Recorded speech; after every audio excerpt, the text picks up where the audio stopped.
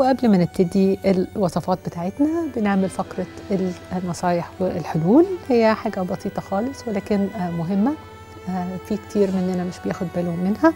هي إننا لو هنستعمل فوطة نطلع بيها الصواني أو هنمسك بيها حلة تكون سخنة، لازم نخلي بالنا إن الفوطة تبقى ناشفة تماما، ما يبقاش فيها شوية مية، لأن المية بتوصل الحرارة وبالتالي احنا ممكن نحرق ايدنا وتبقى سخنة قوي علينا بحيث ان احنا ما نقدرش نشيلها، نوقع الصينية او نوقع الحلة، واللهم احفظنا ممكن يعني ان احنا نتضرر من الحكاية دي.